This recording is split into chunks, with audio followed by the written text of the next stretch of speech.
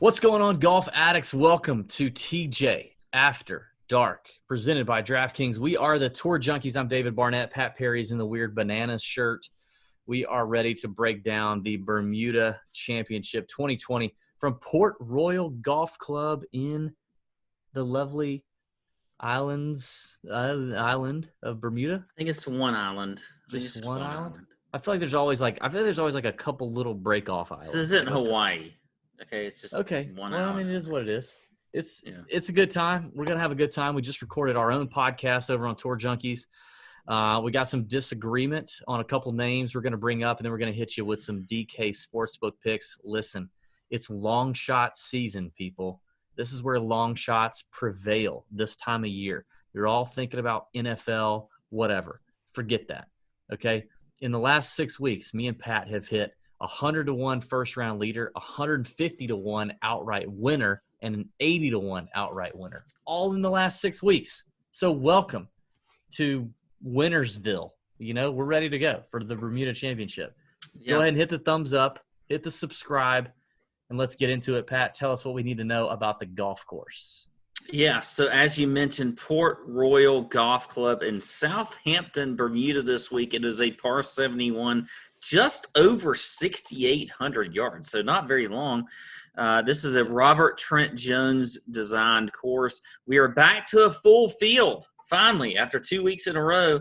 We got 132 players. T65 and ties will make the cut. You got Bermuda grass, tee to green. Appropriate. Bermuda, of course, appropriate. Mm-hmm. This course is pretty easy. I mean, look at the last year's winner, Brendan Todd. He was at 24 under. The par fives are literally like par fours. You got 3 par fives this week, but they play extremely easy. We had maybe, and you can.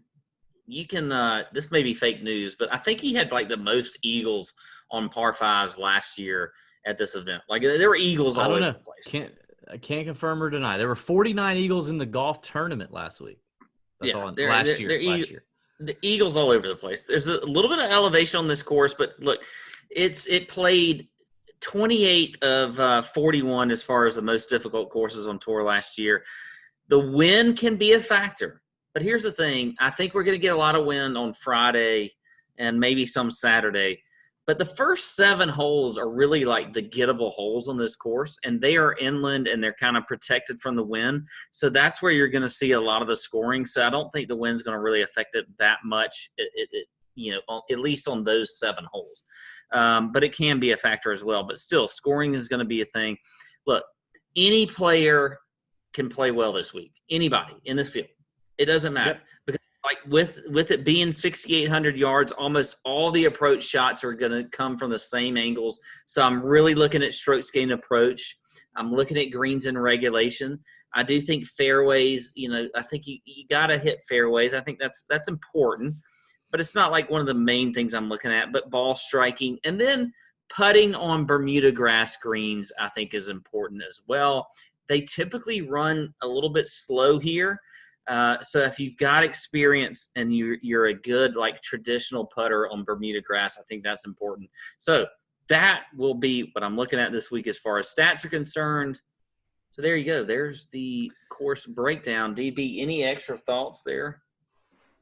Yeah, I mean, I think a perfect example of what you just mentioned, how anyone can win here. Last year, the first time playing here, you had 2 different players set the course record with a 62. Could not be 2 different players. One was Scotty Scheffler, known as a bomber, aggressive player, hits it a long way, eats up par fives. The other was Brendan Todd, the eventual winner, who hits it like nowhere, but hits every fairway, every green in regulation, and can putt the eyes out of it. He also shot a 62. So, yes, I think anybody can go low here. Anybody can win here. It does come down to your strokes gained approach play, your putting on Bermuda, and, yes, navigating the wind if, in fact, we do see some windy conditions here in Bermuda, which, we more than likely will. So I think form also matters coming into this event. Your over-under for the winning score is like 17.5 under. So, you're talking about a high-scoring event. 18 under, 19 under is not going to be crazy for the winning score here. We saw 24 under win just last week at Sherwood. So lots of birdies, lots of eagles. You need to be in form, ready to go low. DraftKings scoring, those points are going to matter. And if you're betting, you need somebody who can go low, who's got some form coming in for sure. So that would be the only other thing I would mention. Pat, let's get into a couple of names that we just talked about on the podcast. We didn't have a whole lot of time to dig deep into why we disagree on these players. But one name that you brought up, the Scotsman, Russell Knox. Okay. Yes. Now, Russell Knox, a Scotsman would be known as a player who could play well in the wind, which I think we've seen Russell Knox over his long PGA Tour career. I think we've seen him do. We've seen him play well in the wind. He's typically a center of the club face kind of guy. Doesn't hit it very far, although he has discussed his quest for distance over the last few months and since quarantine. He's added a few yards off the tee. But, Russell Knox is a guy who, played here last year, finished where is he? T11. T11 last year. Yeah, thank you for that. T11 last year, tends to hit a lot of fairways, decent wedge player. Just saw him a few weeks back, finished 9th at the Safeway. He's at $7,600 on DraftKings. That feels like a pretty good value for a guy like Russell Knox. Why would you fade Russell Knox? Because I think the ownership is going to be too high on Russell Knox. I think you look at his last two events outside of what you mentioned a few weeks ago at the Safeway or whatever it was. He's missed his last two cuts. It's not like you can say he's in great form, missing his last two cuts. And look, here's the thing. Outside of that finish here last year, he's not doing a whole lot of things that great leading up to this week, and especially putting on Bermuda. He's terrible putting on Bermuda. As a matter of fact, he is he is 104th in this field in putting on Bermuda grass greens over his last 100. And he's 72nd in the field in greens in regulation, just going over the last 24 rounds. So even though we've seen him have a decent finish recently, I just don't like some Russell Knox this week. And I think that he's going to be a guy that a lot of people are going to gravitate towards because this is a weak field. It's Russell Knox. He's a tour winner. He's a relatively, like everybody knows his name and everything like that. So I'll be interested to see. His sister's hot. Anyway. Okay, well, that's beside the point. I didn't mention that. I just feel like Russell Knox is going to be just a trap play this week. So I'm not a big fan of him at all. So I don't like him. Here's the question I have, because here's a guy that I just went back and forth on when I was doing research. I went like he was literally went from a GPP play to a fade to a GPP play to a fade, like back and forth. And that is Emiliano Grillo sitting there at 10-1 on DraftKings. Oh. I need to be sold on him because I kind of want to play him. Okay. But then on the other hand, I feel like he could be a complete fade candidate. You literally could not have given me an easier name to defend, if you ask me. Not that he's my favorite play of the week, but I think Grillo is a great play. If it's windy, Grillo's a great play. If it's not windy, Grillo's a great play. He hits the ball dead center of the club face frequently, which is every time, which is what you need in windy conditions. You need guys that are going to hit it out of the center of the club face, control their distance into these greens. Now, here's what you don't get with Grillo is good putting. He sucks putting, but he has always sucked putting. Always. He's terrible. He is a terrible putter. If he were a decent putter, he would have multiple wins on the PGA Tour right now. But he is such a good ball striker that he gets away with it week after week.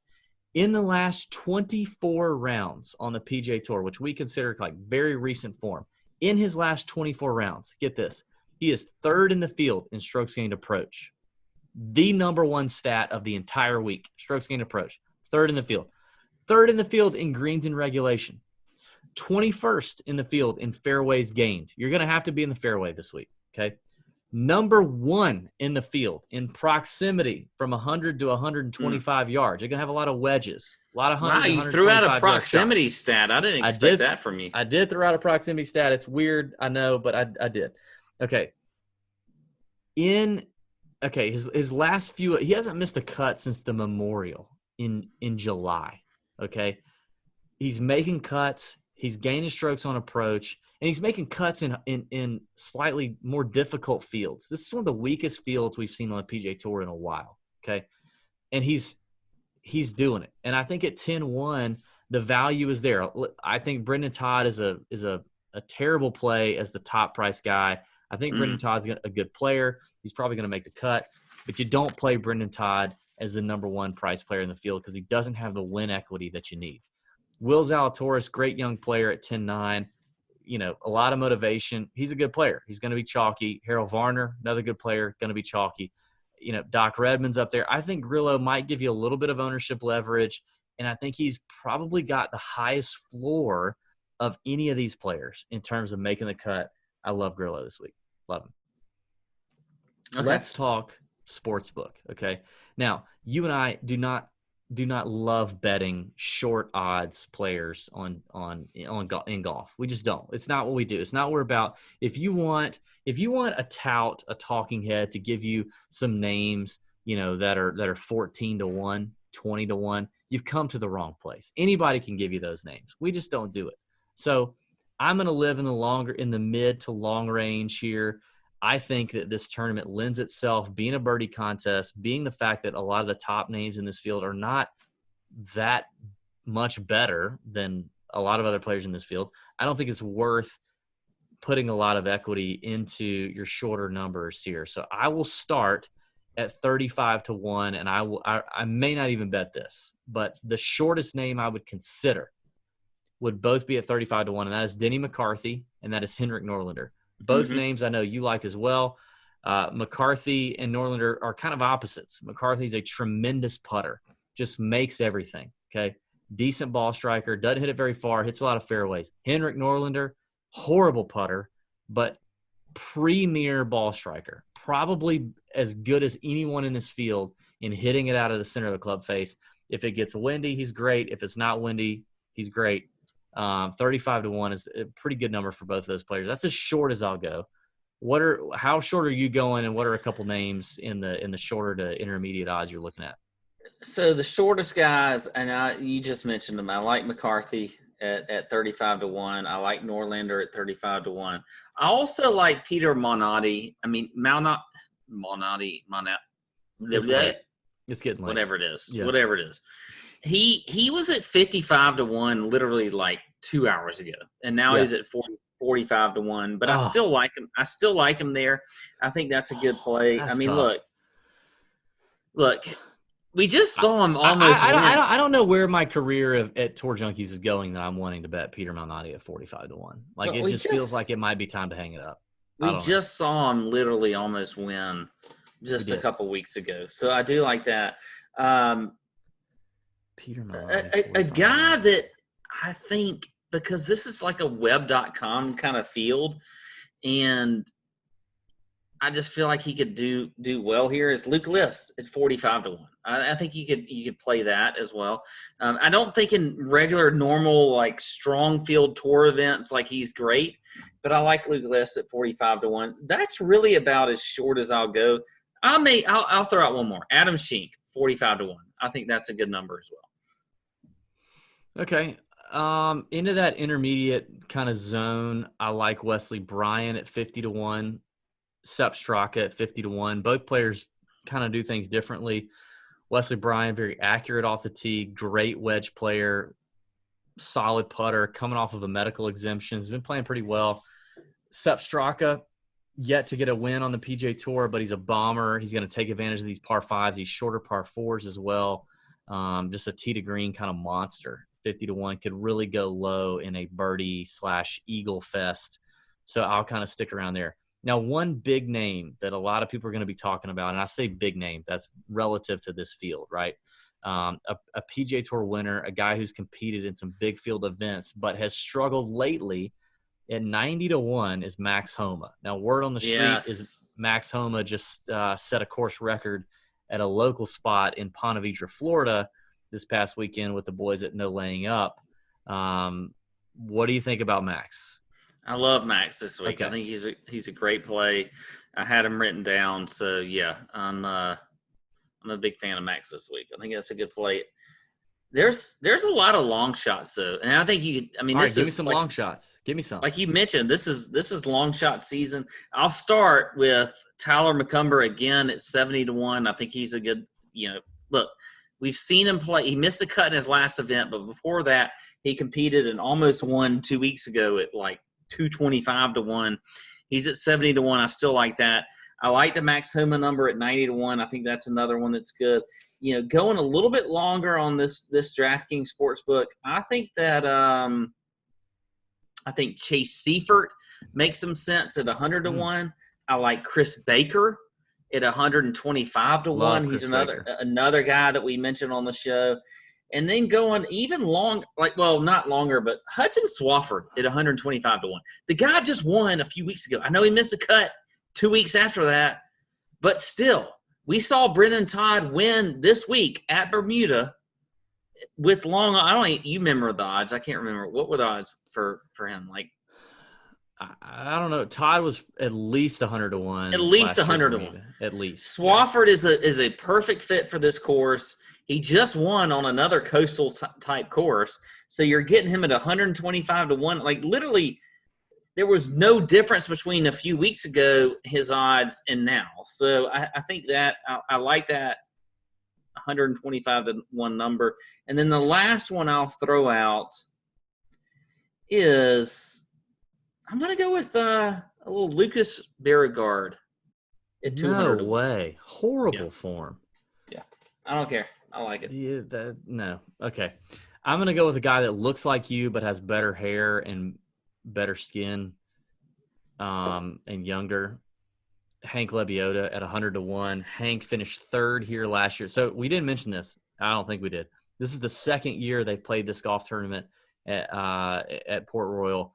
Hank Lebiota finished third last year. He's 100-1, checking some boxes, playing well right now, good form, good young player. 100-1 I think is a good number for a guy like that. And then two names at 125-1 that interest me. Michael Gligic, right? Been playing quite well recently. And he's had a little hiccup here recently, but most of all, making some cuts, playing well off the Korn Ferry Tour. 125-1 I like. He also played here last year. Nothing to write home about. Finished like 53rd. But, got some experience under his belt last year. 125-1, another name, Josh Teeter, a guy I never play. Finished 11th here last year. But let me tell you about Josh.